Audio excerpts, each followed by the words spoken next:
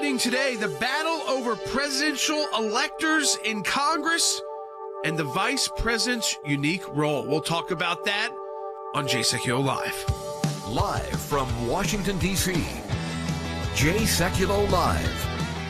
Phone lines are open for your questions right now. Call 1-800-684-3110. That's 1-800-684-3110. And now, your host, Jordan Sekulow. All right, we're going to get right to, of course, what is going to be happening in Congress just when we finish the broadcast today. If you're listening to us live, it begins at 1 p.m. Eastern Time. That is the certification of the Electoral College votes, but also the objections that we expect to come. Could be as many as 6, could be as few as 3.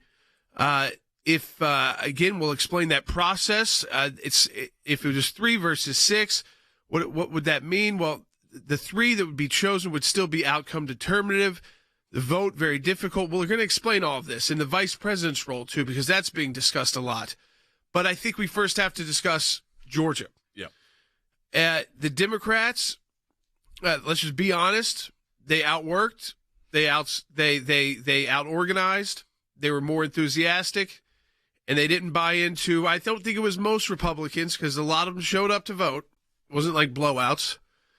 But there were enough of those Republican voters who bought into that phony, my vote's not going to count, this is fraud, there's no business in me voting.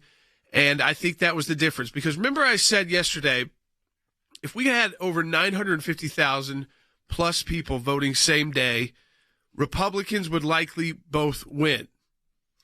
1.2 million plus people voted same day. Now, we don't have the numbers yet. I'm sure Republicans carried that. But to win it, they needed to carry about 62 to 64%, and they usually do. That means they didn't. Now, I think that's probably the only group of voting they actually carried was same-day voting, which was the smallest amount of voting. And then you had, of course, the absentee, which favored the Democrats. Everyone knew that. But also the in-person early voting usually splits about 50-50. I have a feeling it's more like 55 Democrat, 45 Republican, maybe a little bit tighter than that, but not 50-50. And I think that Republicans did win the same-day voting. So, in effect, they got to that magic number, but they didn't get to the percent of the number because the Democrats came out and you saw that especially in the Warnock-Loeffler race already, a pretty big victory. I mean, a victory that, again, is you really can't question. I mean, I have not seen a single report of anything wrong. I mean, there was a couple of places that had to open late. That happens. I didn't love when DeKalb County said somehow their machines couldn't count 18,000. People could look into that, but they have paper ballots there to check as a backup. So, and again, 18,000 wouldn't change Loeffler's race. Now, Purdue and Ossoff has not been called. There's still 17,000 international ballots out. A lot of those are military ballots. That doesn't mean they're all going to come back. They have to arrive by Friday, and they were requested. And they would usually favor Republicans, so they would favor Purdue. But would it be enough to overcome the I think what is it now? It's is it 16,000? I think it's 16,000. So that alone probably not enough. And again, his campaign is going to go through all the legal options. Right now, they're right on the line of they can request a recount and they say it's close. It's not. It's right. It's right at 0.5 or less. It's 0.5 or less. Yep. And so it's hanging around there. That will probably depend on what happens Friday. But I think you have to assume right now, it's fair to assume to get into battle mode that the U.S. Senate is changing hands. I mean, let's just because I always want to assume and get ready for the worst possible scenario.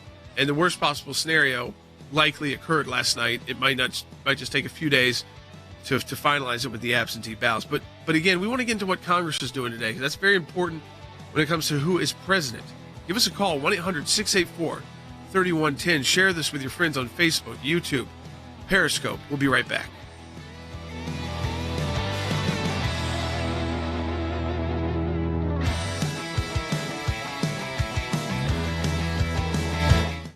The The Electoral College is going to be meeting to certify the election results. 538 votes are out there to be counted. It's only happened twice in history that Congress has actually debated contested electoral votes, 1969 and 2005. So how much pressure is on Mike Pence today? The pressure is on, it's the House and Senate members.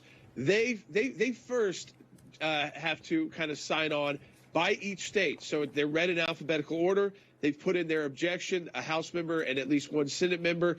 Then if their objection's taken, they go and debate for up to 2 hours in their separate chambers. They have to do that for each state they object to. I'm hearing it's somewhere between 3 and 6 states. It's very uphill because Democrats control the House, is to basically send it back to the states for emergency sessions to recertify and look at their elections one more time and their electoral, whether or not they want to certify those electors. Yeah. The likelihood is there are not going to be enough votes. I'm proud of Senator Hagerty from Tennessee and Senator Cruz and others who are joining this effort, because I think the debate is important for the American people to see and hear today, because there was so much that was wrong about this presidential election. There is that other option that is being discussed. Could the vice president, as president of the Senate, as a legislator, which is one important constitutional role he has, under existing precedent, say, you know what, you've raised these issues. I'm going to say, you know what, these states need to reconsider this. Now, he's not taking away their votes. He's not disenfranchising anyone. He's just saying you need to go back and recertify. That is something on the table, Jordan, quickly, for Vice President Pence to do. It could face legal challenge, probably will. Yeah. But again, it's something that's there.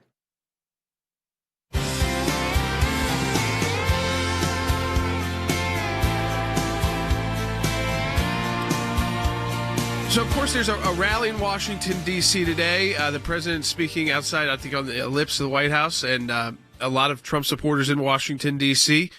Things are heated. Now we're kind of switching. We've talked about Georgia. I think we can get into more analysis there later Let's on. talk about what's but I want to talk today. about today, because today is one, it's going to be another long day. This process of certifying the electoral vote, which usually gets no attention, it didn't get even attention when it was Donald Trump. And it was Joe Biden who was in the chair having to certify it because the Democrats had the Senate at the time. There's something that was a blip on the news. It was done. But today, it's very different. Yeah, the president just said something. I think we should try to get it on audio if we can, about the vice president not picking which electors, which we talked about yesterday. Right. But rather this idea that if enough questions are raised, which there will be, can the vice president serving as the presiding officer he can't make a decision on which electors are going to be recognized, but can he send it back to those various states, let's say 3 states or whatever the number is, and say, we want to certify, the chair demands a certification, and they may not change anything. They probably would not. So I know you've looked at it. Yeah. There's been other lawyers that have been looking at it. The argument is this, that in many of these states, in Pennsylvania, by the way, their head of their state Senate wrote asking the vice president to do this. Not to take away their electoral votes, but to let the legislature look at certification again because of what's come to light. So what happens is, in the Constitution, it's clear, Article 2, it's the state legislature's role to choose how electors are seated and how it's done. It's totally that they choose the manner. That's what it says. There is no mention of the governor or the executive of the states in Article 2. But yet, in U.S. code, it allows the Constitution supersedes U.S. code. There's never been an issue. Sometimes they don't conflict because the issues never mattered. But the U.S. code allows the governor to certify. Now, nowhere in the Constitution does it say the governor has anything to do with electors or the executive branch has anything to do with electors. So these states that may be challenged, what they'd be asking them to do, what the vice president would be doing, is exactly what some of these senators are asking for them to do as well, which is it's to take a look and decide, do you really want to certify these electors after these issues have been raised? You had a chance to do this earlier. You didn't. I'm giving you one more chance now that because Pennsylvania raised it. They still had cases in court. Yep. Wisconsin and their governor kind of like decided. Our case is still in court. Yes, and their governor decided to certify it. So there is a real legal argument there. Is the vice president taking away anybody's vote? No. Can he tell them they have to do different electors? No. Could those states in 1 hour reconvene and recertify? Yes. And in the same election outcome. But it is an opportunity to kind of do what the Senate and House members would like to do, but are not going to have enough votes for. So let's walk through what the House and the Senate is likely. You're likely to see. This is going to be a long day today. Yeah. So what I think you're going to see about the third, depending on which states are picked for the objection, you'll see a challenge to the, let's say if it's Arizona, I'm just picking Arizona because it's one that's been discussed, and there'll be an objection raised in the House, and there'll be one in the Senate. So a senator will come up and repeat that objection. So you'll have the objection joined. Now, at that point, they've done a couple of states where they've accepted ballots or ballots have been taken. Andy, you've looked at this thoroughly. What happens at the point where the objection is joined? Do the chambers, they go back to their chambers? That is correct. Congress withdraws and votes separately, not for each objection, but for each state that receives objections. So when you read the Electoral Act, Count Act together with the other statutes that are relevant, all right, all objections against a state's vote must be made and recognized at the same time, and then separate debates and votes must be held regarding the electors of that state under Title III United Code Section 17. Congress may not count any other state's electors until that state's electors' issues have been resolved. So they will go back into the House, will go back into its chamber where they're already at. The Senate will go back to the Senate, and they will debate it.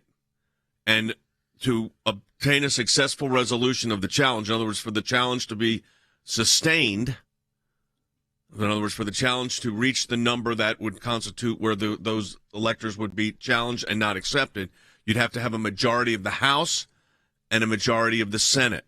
This is on the first normal process. It is highly unlikely, I would say impossible at this point, to envision where you're going to have enough members of the Democratic-controlled House West and the United States Senate, where many members have already said no to this, that they're going to be able to meet that kind of challenge. Republican members have said no. Yeah, the Republican Party is not united at all. I think the debate is limited, Andy, to 2 hours, if I read it correctly. But it'll be on each state. So if you had 3 states, it could be 6 a minimum hours. of 6 and a maximum of 12. 12 hours, exactly. They love to go late. We know that. And anybody can talk. Even if you object, if you had no position, you can get your 2 minutes. If you have position against or for. So, I mean, you got 100 U.S. senators. You got 435 members of the House. Yep. I think it's interesting. Whenever Vice President Biden was a sitting vice president and this was happening, there were objections, of course, 4 years ago to Donald Trump's election. And Vice President Biden then overruled the objections as the sitting vice president. So we're in uncharted waters. Normally, this is a ceremonial role by the vice president. He's simply there to have the ballots opened in alphabetical order, to ask if there are any objections, and to preserve order. But today, we may break some of that tradition. Yeah, I do not see a scenario where those objections will be sustained, just politically speaking. Oh, no, the numbers are just the not House is controlled by the Democrats. They're not going to. Right. No, they're not going there. I think what's good is that we'll have the debate before the vice president has to make any kind of decisions about that. And the American people will be able to watch that debate this afternoon and evening about why these senators and House members have decided that to make these objections. And it's not in a court. It is up to based off what they have learned and the law. And it's not about fraud. It's not about voting machines. It's about courts changing election rules instead of state legislatures, which again, constitutional issues.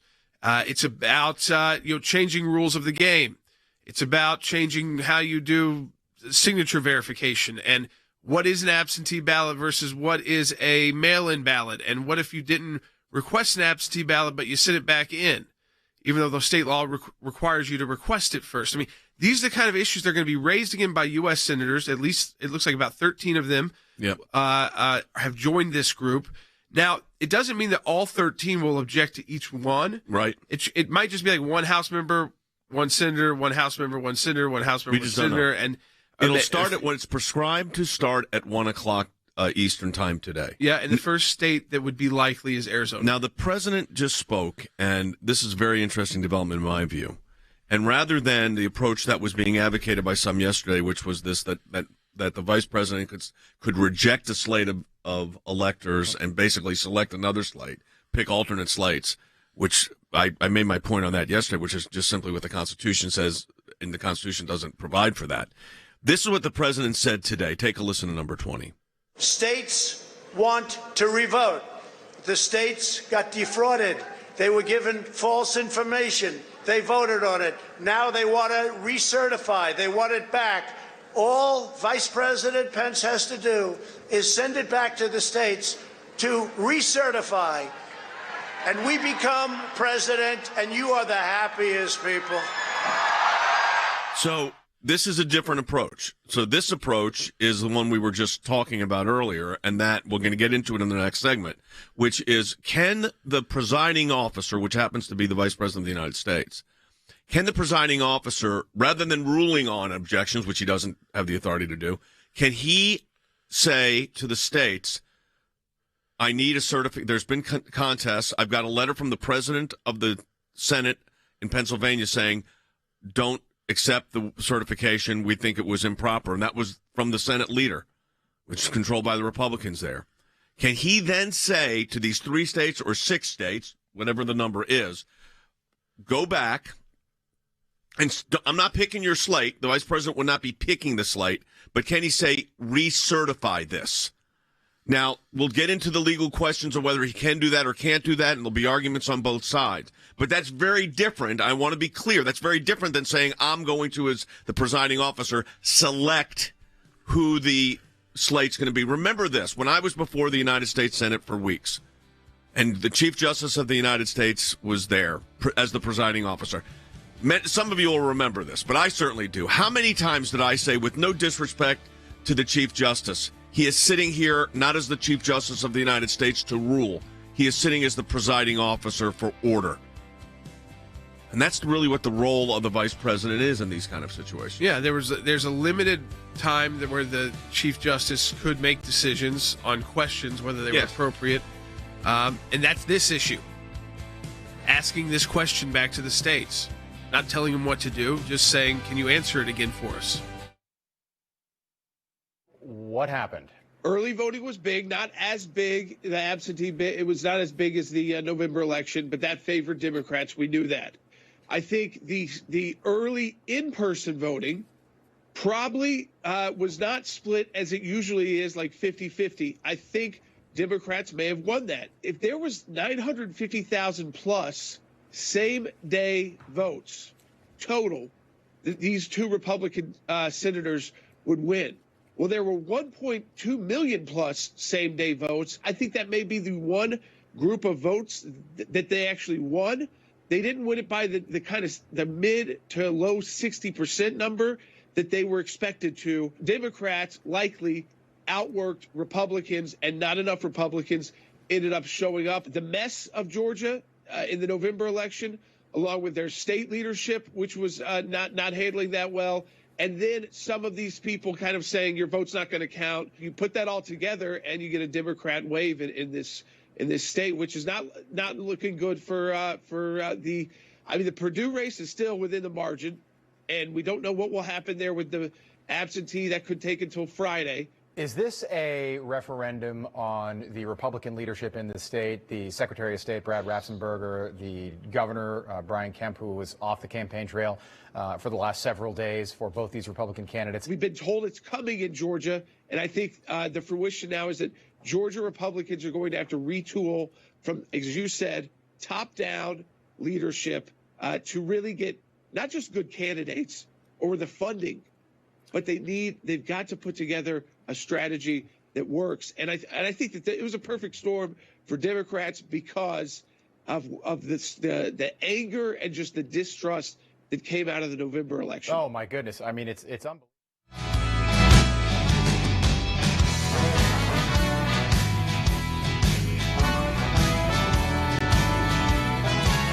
All right, so let's just take a step. So what happened? So at 1 p.m. Eastern Time today, a joint session of Congress is convened. This is by the Constitution, and the presiding officer is the President of the Senate. That is Vice President Mike Pence. They begin by receiving, it's actually in envelopes, each state's electoral votes. They open up the envelope. One by one, in alphabetical order of the states. Right. And they read out the votes.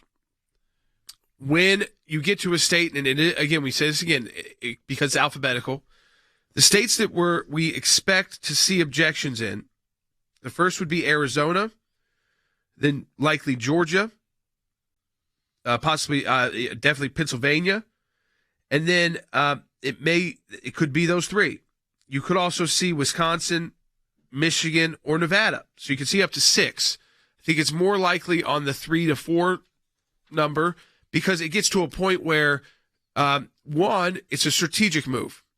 What state? These are all state legislatures, by the way, that Republicans control. Yeah. But which ones are like Pennsylvania's, who said, "Please do this for us. We want the chance to go and look at this again."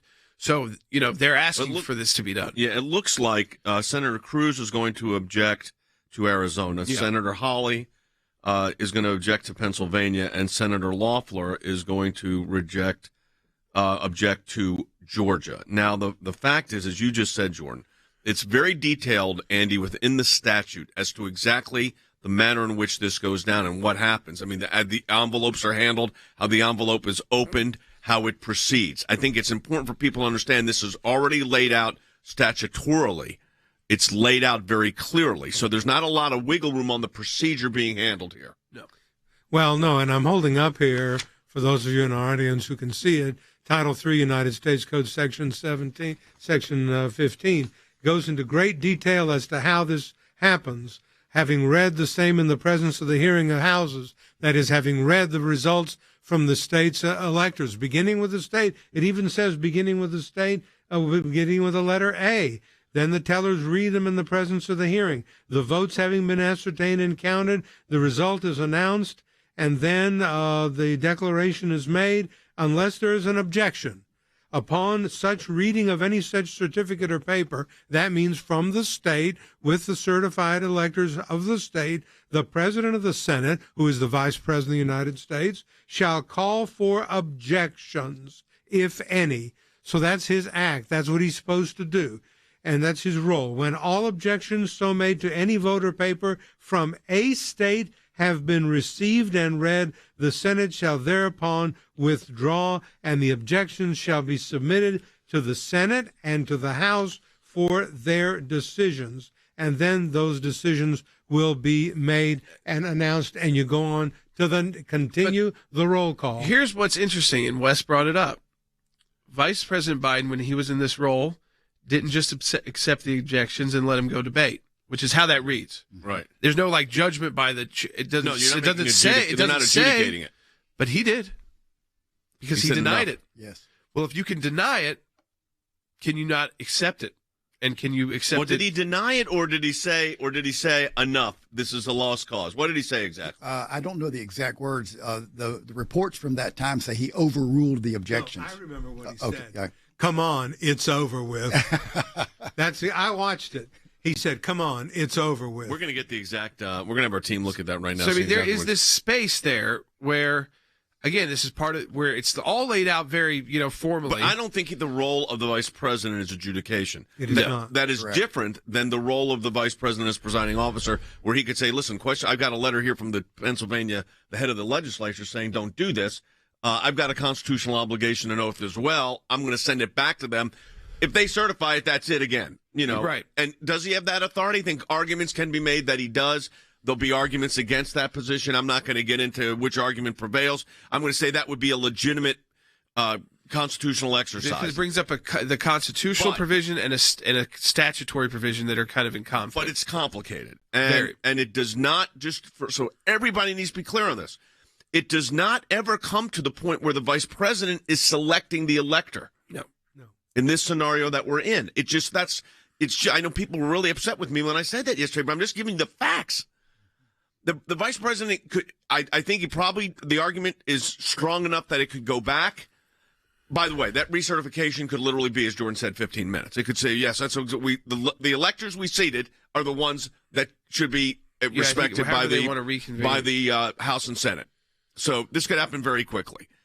But the but is there'll be an argument that he doesn't have that authority also. Be clear. Yes. There people, and I would not be shocked to see the Democratic National Committee move in federal court immediately to obtain an injunction. Oh, absolutely. If the vice president were to exercise that course, which you arguably and gave a good argument, Jay, I have to say, you gave a good argument for the president and vice president of the United States exercising that authority under the Constitution, and I see an argument could be made, but I think there would be a move to enjoin him from doing that almost instantaneously. Yeah. Whether the court would take jurisdiction of that, I don't know. Courts have stayed away assiduously from getting involved in these matters up to this point. We got a little bit of breaking news. Merrick Garland has been selected as the Attorney General of the United States, assuming Joe Biden becomes the president. Merrick Garland was the chief judge of the U.S. Court of Appeals for the District of Columbia. He was known as a moderate, more of a centrist, so this was not a bow to the left side of the party. That's not who they. Yeah, it is surprising. I figured the reason Biden waited till after the Georgia election was over is because he was going to pick someone very left wing to be the Attorney General. A lot of people thought it was going to be Stacey Abrams. Yes, you kind of went in the opposite direction of that. Yes, he picked a former judge. He was nominated to be a Supreme Court justice by President Obama. Mitch McConnell blocked the Republicans, and they're right, blocked that because it was election year. And they said we're the party in charge, like we talked about with the Barrett. When you're the party in charge and separate from the president, you can do that. But the reason why President Obama nominated him and thought he had a chance was that because he was not as far to the left as the normal nominee that President Obama would have made. And thought maybe he's got a chance because he's more mainstream and not seen as a liberal activist. That being said, it's a different role as AG, very different than being a judge. Mm-hmm. And it's interesting. It's not an Eric Holder type. Nope. It's not somebody who's been like a confidant. It's not like a Sally Yates. And I believe this was made because Hunter Biden is under serious investigation. And that's not me saying I think he is. We know he is. And Joe Biden wanted to nominate somebody that he could at least arguably say, listen, I got no control over this guy. He's not going to give my son a pass. And I don't think which is not easy for anybody if they were a father. But I think he realized that would haunt his presidency if he put in a Holder type that just dismissed everything. Yeah. So there you go. I mean, that's a bit of a surprise, actually, that was the pick, but it was definitely being considered. That's the first non-Obama cabinet level, although he was an Obama. No, he was not an Obama appointee to the federal bench. No. He was a Clinton appointee, I think, to the federal bench. So he's been around. He's been around Washington for a long time. All right, we're going to take a break. When we come back, we're going to get more into what this other move may look like. I would ask this though: do you think he's got it out for Republicans? I mean, they blocked him from becoming a U.S. Supreme Court justice. I think what they're going to do. Here's my view: they got to look forward. They're going to have to look forward. No, but as AG, he can look forward, looking at not being happy with a lot of Republicans. Yeah, I don't see it. I don't know. It's an interesting pick because again, he's not far left, but he was blocked by Republicans from becoming a Supreme Court justice. We'll be right back.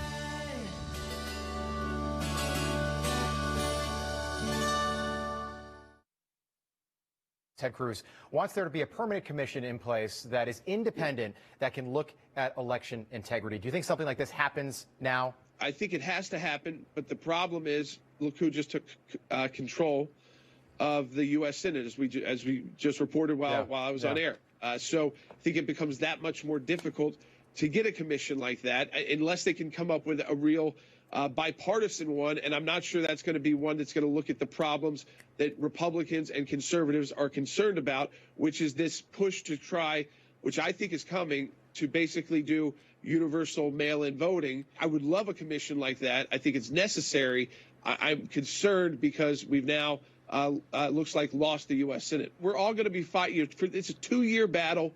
It's a very slim margin. They're not going to get through their craziest stuff. We can fight back. People should not just be depressed. Let's keep the fight going. This is what we are made to do as conservatives. Live from Washington, D.C., Jay Sekulow Live. And now, your host, Jordan Sekulow. All right, welcome back to Jay Sekulow Live. So we've broken down, I think, Georgia for you. Listen, it's clear that Warnock has won that special election. He will be up for re-election again in 2 years. So he does not get a normal 6-year Senate term. And it looks like Jon Ossoff has a lead that is very tough to overcome, but not impossible. So it hasn't been he's been projected as a winner by some. I was on Newsmax when they projected him, but it's not finalized. And that's because of outstanding, mostly foreign ballots that have a little extra time. We allow for military ballots to come in.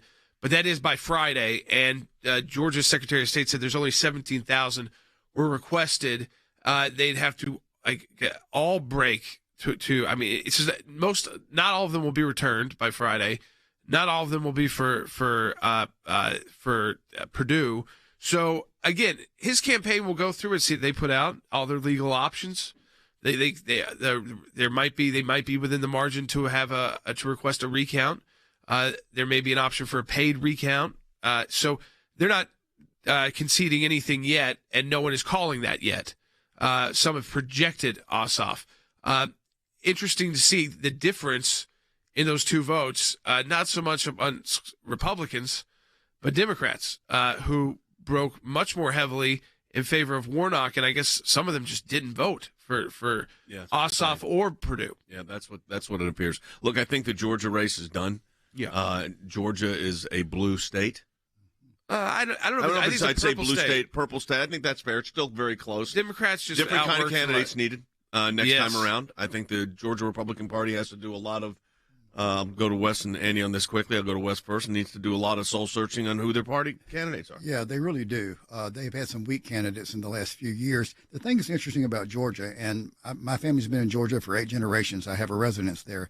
It has changed culturally and politically so much recently. And if you look at what happened both in the presidential election and this senatorial election, there are 159 counties in the state of Georgia. 9 counties, all in the metro Atlanta area, control 56% of all registered voters in the state are in those 9 counties, and Atlanta is a Democrat stronghold. Is your residence in one of those counties? It is not. It is not. Yes. Andy? Mine is. Yeah. So, I mean, the fact is that's where most people live. I mean, it's true. The great population bases are Atlanta. If you take Atlanta, Macon, and Savannah, and Columbus. You basically, that's probably, there just was not enough vote in South Georgia, in the more conservative states, when you get outside it, or North Georgia. And those 2 or 3% less they got this time, even though they still won by big margin, was enough to not do it. But you think it's more of a purple state, but trending blue. Yeah, well, I think what happened was there was voter suppression by conservatives because they said. But just think about that for a moment. Because they said, your vote's not going to count, so don't even show up. And Loeffler and Purdue aren't doing enough for Trump. Well, they were trying to keep control of the U.S. Senate. I mean, how much could they do? They were having to figure out how to do runoffs, and they were supposed to help a president who did worse than them in the state. But they both outperformed President Trump in the first time around. So what I would say is that I don't blame. I was going to say, if the Democrats won really big, I'd say I was going to blame the Republicans in Georgia for all acting like babies. And I think it was a smaller percent, but it was enough of a percent where there were enough people who came out and vote on Election Day yesterday. Way more than enough for Republicans to win. In fact, people said if it was over 1 million, Republicans definitely won because they'll get 60+% of that. That means Republicans got less than 60% of that. I think it's probably more like 58, 57. So they won the same day voting, but they lost all the others. And same day was the least. Was the smallest amount. So again, how much of that my vote doesn't count? Well, when you're 16,000 votes in a race, I mean, it doesn't take many people around the whole state that large to feel that way and not show up. And shame on those people who put those messages out. Yeah, no, you're absolutely right. Hey, thank you again for those of you that supported the work of the ACLJ in the month of December. We had the biggest month of all time. Your support made a gigantic difference. So just from all of us on camera and everybody behind the scenes and the lawyers around the globe, thank you. We'll be back with more in just a moment. In D.C., so many out there protesting outside, and then obviously there's a protest inside as we take a live look here at so many speakers, and their voices want to be heard, Jordan. About 13 U.S. senators who have signed on to agree to put forward and join the House members to challenge the individual states. You just walk through how that happens. It goes in alphabetical order. First challenge we might see is Arizona. We could see as many as 6 or more. It could be as few as 3. We know that is a very uphill battle because this is a straight-up vote after the debates happen in the House and the Senate. And in the House, the Democrats control, so that's very difficult. And in the Senate, there's a lot of Republicans, I think, that that conservatives and Trump supporters are not going to be very happy with what they see today. But hopefully some of them are convinced when they go through this debate. There is another option. It's still out there. It's the vice president. And I'm not talking about the option that some people have tossed around of him canceling out electoral college votes and disenfranchising voters. But as president of the Senate, constitutionally, as a legislator in that role, there is a legal theory that he could raise the question on his own and then require the states, certain states that were objected, to go back and look at what happened and go through the recertification process at the state legislative level. There's a statute that says the executive branch of a state signs off on it. They're in conflict. And when a statute's in conflict with the Constitution wins out. So I still think if you're looking for more action than just debate today, you're likely looking for the potential for the vice president to make that move. But again, this is going to be a very important day to watch if you are a Trump supporter or a Biden supporter.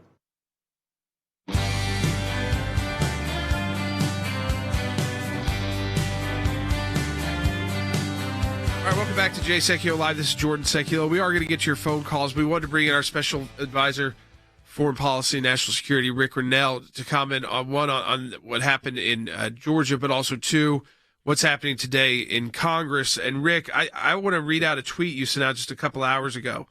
You said the Democrats controlled the House, the Senate, and the White House for the first 2 years of Barack Obama's presidency.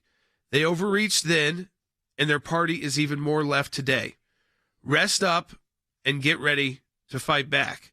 I know a lot of us have been up late and probably got very little sleep these last month and a half, and you're one of those people, Rick. But we have all been through that 2-year battle, and when they go left like that, it usually turns out very bad for Democrats.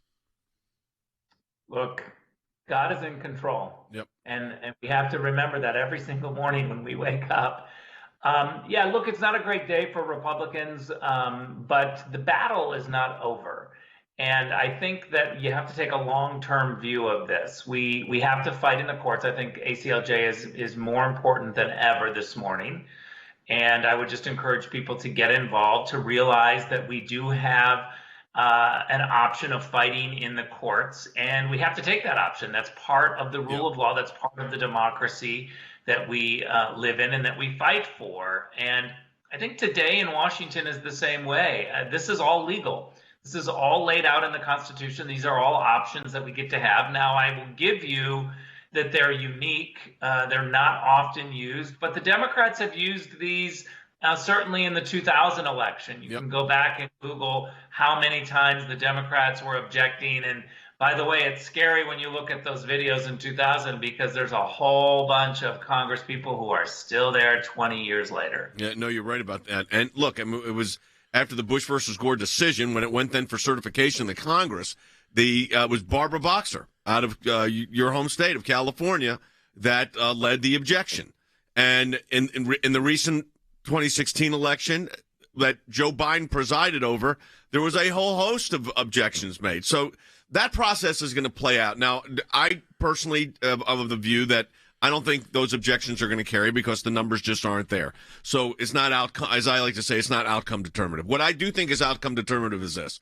There is a realistic possibility that the United States Senate I would say more than realistic possibility. It is probable, unless something happens with Purdue's race, that is going to be controlled. It's going to be split 50-50, giving Kamala Harris will have the gavel if there's a tie, which will make her a very busy and also raise her stature as vice president. Usually presiding over the Senate is a kind of a mundane thing, but she's the deciding vote. So, Rick, you said something just a moment ago that I think is really, we've got to emphasize, that is blocking in the courts now again, and also since it is 50-50, so they don't have a majority, you could fight back pretty aggressively on Capitol Hill too, but we're going to have to do, it's the full armor, so to speak. It's everything you have in your arsenal that you're going to have to be able to utilize to block some of these things. I'm thinking about your area of expertise, one of your areas of expertise, and that is the Middle East. I mean, we were seeing an entire reshaping in the Middle East under President Trump. I can't imagine. I shudder to think what it's going to look like in this next administration. Well, first of all, I was going to say, Jay, that I thought when you said you want to emphasize one of the great points that I made, that you were going to bring up the fact that I said God was in control. Well, that is true also. That's the most important point, actually. That's number one. I love your point about Kamala Harris having a really important and busy role, but I can't help but immediately think that that's going to raise Susan Rice's stature. That's exactly what Susan Rice wants, which is to have Kamala Harris busy over in the Senate with kind of the process stuff so that she can grab hold of all of the policy stuff. I mean, she's been given this domestic policy advisor. She doesn't know anything about domestic policy. This is just a wolf in sheep's clothing. She is going to be in charge of foreign policy and domestic policy and everything. Remember, Joe Biden wanted her to be the VP, and rumors are that Barack Obama said, no, you need somebody with more legislative experience. And so I think Kamala knows the Senate, and that's a better fit than Susan Rice. But this is now unleashing Susan Rice to do what she wants in the Middle East, to do what she wants on all sorts of global affairs issues. Consensus with the UN is going to reign as part of the day. And so we were going to have to understand that they're going to try to move the America First agenda to the back seat. It's not going to be America first. It's going to be the UN first. It's going to be Europe first. And we're just going to go along with what they say. So we have to fight and use every tool possible. We also have to look at some of the conservative Democrats and begin to make the case in West Virginia, so to speak, of why America First is important, and fight on all of these issues. I would say I agree with Ben Shapiro that you should all have Senator Manchin's number in your speed dial, because you're going to have to the public is going to have to be calling his office and pushing him as much as possible. We're going to need every possible vote. Yeah, I mean, you bring up an interesting point, because Senator Manchin is definitely the most moderate member of the U.S. Senate on the Democrat side, and faces the most pressure at home to kind of maintain this balance of a kind of old school Democrat. And he's been willing in the past, on some of the tougher votes, he doesn't usually do it, but sometimes does come through. And when it's this close, and he's not planning right now to run again for anything, you have to expect maybe he wants that kind of an elevated role to go out on. And I think you're absolutely right. I mean, everybody's been talking about the role Joe Manchin is going to play is going to be as key as the role Kamala Harris is going to play. Because I think that's right. She can't be the tie-breaking vote if he's not number 50. Yeah, I think that's right. Go ahead, Rick. Let's also remember on the Republican side, we're really going to need Susan Collins and Lisa Murkowski, Mitt Romney. We're going to need these votes. And so I think going to Alaska, going to Maine, going to Utah, and having grassroots activists really help us secure the right votes are going to be important. You know, I know this isn't going to be another controversial statement, but I think we got to play political reality here. Yep. And you're absolutely. I was thinking about what also you said in the beginning, that God is in control. The Lord didn't wake up in the morning and say, "Oh my goodness, I'm surprised in Georgia the two Democrats won." So we shouldn't operate in that thing. We have to deal with the temporal facts of what we have to deal with. But God is in control of the the whole universe. So this is a factor that we deal with the evidence of this or the fallout of this. But the one thing I was thinking, and you just mentioned this, Rick, you talk about like Mitt Romney, Susan Collins, Lisa Murkowski. I mean, these are senators I worked with during the impeachment proceedings. I worked with all of the senators, obviously. But I was thinking about that, and there's this kind of, among some within the Republican Party, there's this kind of distaste for what they're doing and what they're saying. But those 3 votes all of a sudden become really important. Yeah.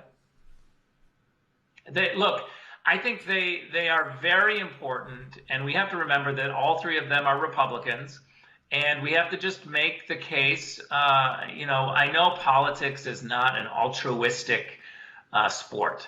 It's filled with all sorts of calculations, and part of the calculation is going to be the people of those states. And so I think a grassroots effort, if you're living in Alaska, if you're living in Maine, if you're living in Utah, you're an important voice now. And, you need to be a more active part of ACLJ.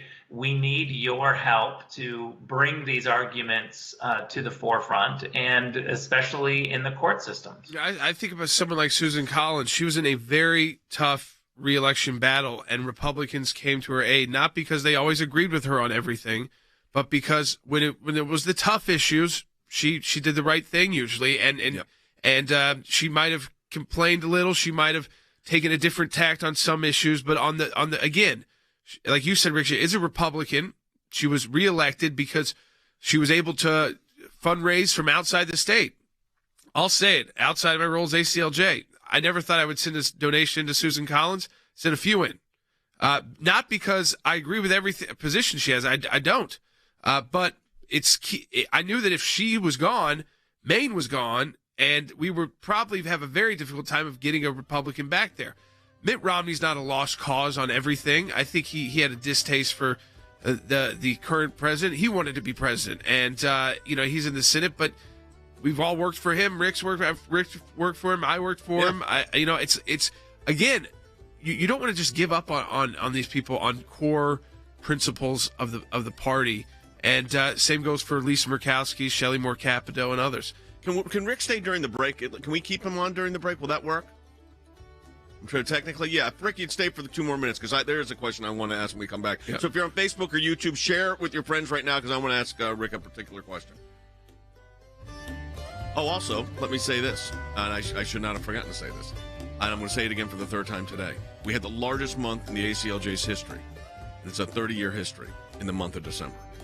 It blew way past what our budgets were, what our stretch goals were, and that's because of your support, which allows us to have people like Rick Grenell on our team and others around the globe.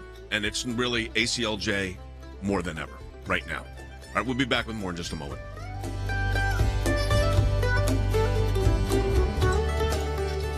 So, Rick, and this, Facebook and if you're on Facebook or YouTube, let me encourage you to do something. Share it with your friends right now, but also subscribe. On YouTube, you hit that subscribe button and the bell, and that'll ding when we're on. And on Facebook, you know how to do it. You hit like and follow. We encourage you to do that. We're really trying to increase those platforms. Rick, here's what I wanted to follow up on, because I think it's important. There is this among a lot of conservatives, this kind of distrust, I will say, of the Republicans we were just talking about.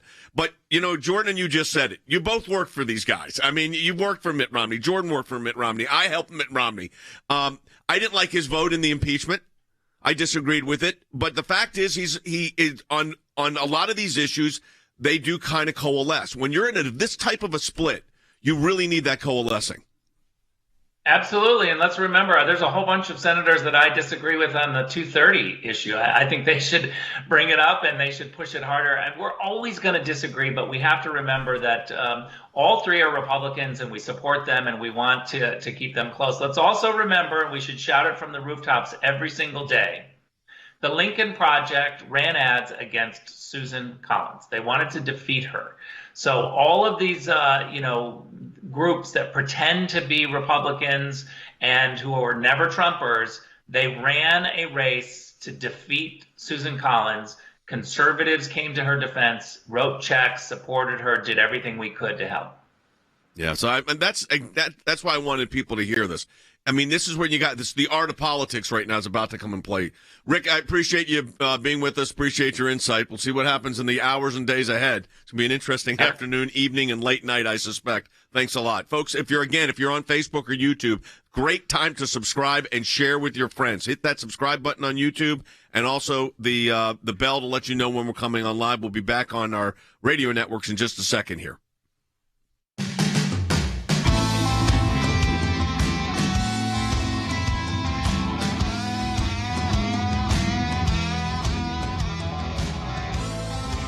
.431.10. We're going to have a lot to analyze tomorrow because this is all going to begin right after. If you're listening to us live, we're live noon to 1 p.m. Eastern Time. And 1 p.m. Eastern Time is when Congress convenes in joint session to begin this electoral certification. And we think that right off the bat with Arizona, there's going to be an objection, which will then lead to a 2-hour debate where the chambers are separate. So in the House, they go in debate. In the Senate, they go in debate. And they all have a certain amount, allotted time they can go. So that can go on for up to 2 hours. If we see 3 of these, which is kind of like the minimum that we expect, that's 6 hours of debate at least. I've got that on good knowledge from members. And if you see 6 of these, I mean, you're talking about 12 hours. Now, you don't always have to go the full 2 hours, but again, this could go easily into the evening, and then it brings up the vice president's role. I think we've talked about all of that enough to now take your questions, and then we're going to see what happens today. We're going to see if the objections are made like they said they would make, and where the debates go, and how many are made. And then the vice president, will he take any kind of action?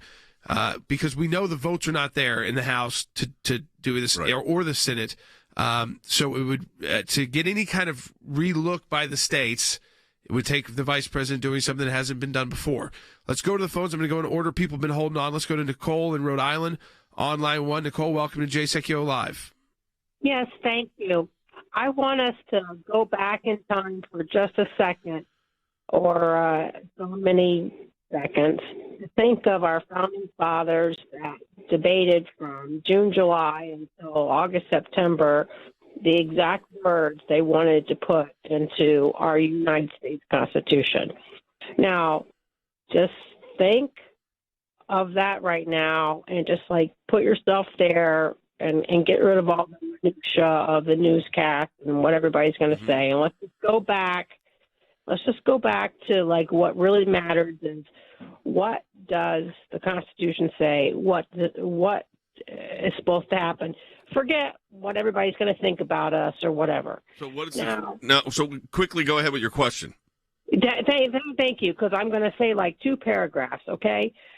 We're really tight on time, so give me your question. I want you to talk, Nicole, but you got to give me your question.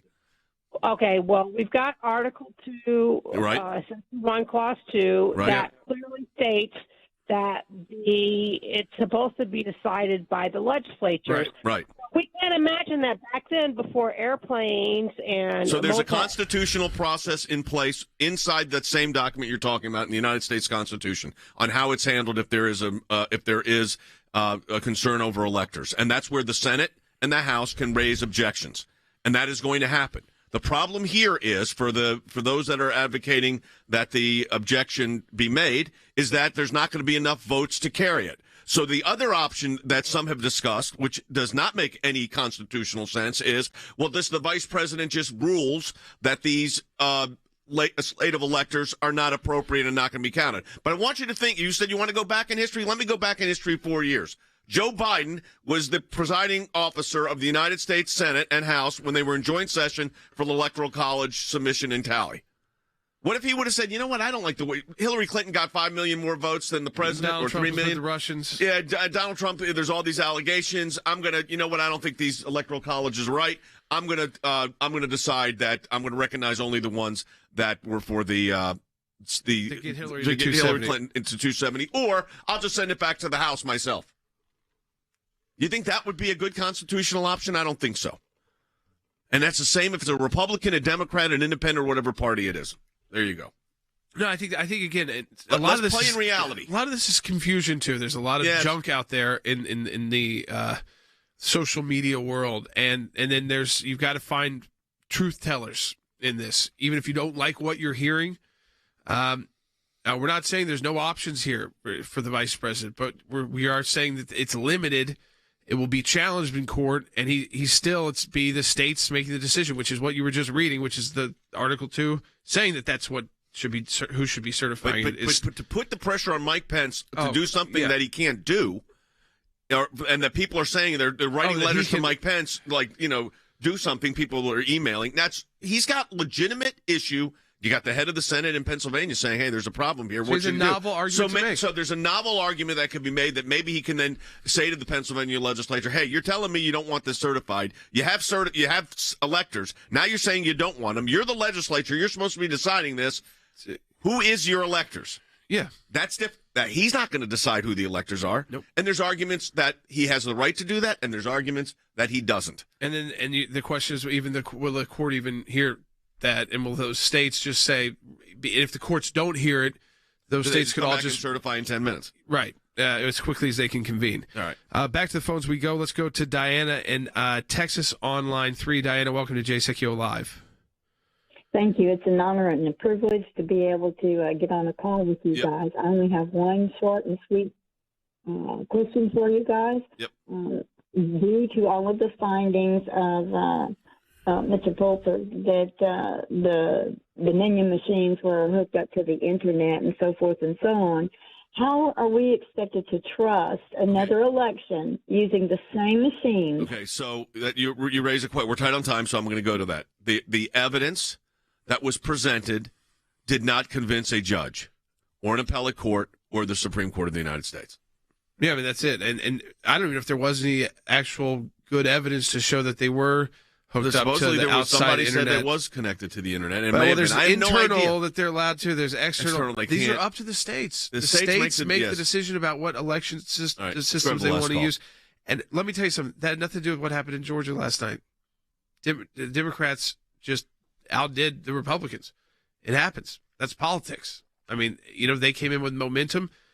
They weren't just kind of like tired out by what they had done a month, 6 weeks ago. They were still excited. Let's take Judy's call really quick. Hey, Judy, Pennsylvania, you're on the air. Thank you. Thanks for taking my call. Really quickly. So in Pennsylvania, we basically have two issues. One's the illegal unconstitutional change in the rules, and the other is the evidence of changing the vote. Yep.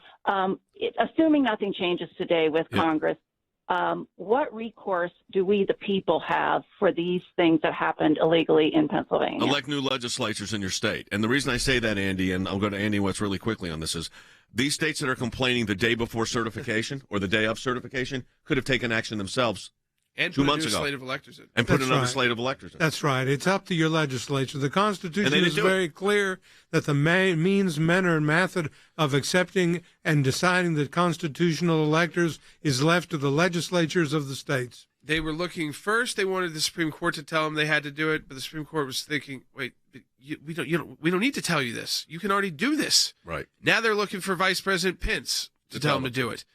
And I'm still not convinced that if he says go back and look at it, that they've got enough guts to actually change anything because they didn't do it before. Right.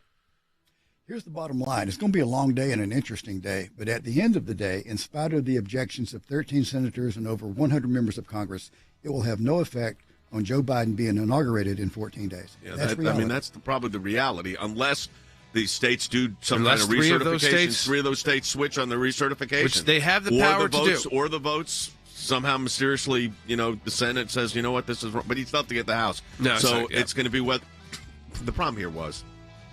The states for those didn't states do that were issued. Be mad at them. Don't be mad at the vice president. Don't be mad at Donald Trump. Don't be mad at senators, House members. Mike Pence for it's something he has no state control of. legislators in the 6 states that had the problems, didn't step up, didn't have the guts to do it. We will talk to you tomorrow. Stay up to speed. I'll be on Newsmax in a few minutes, third time today, talking about all these issues, and again, aclj.org.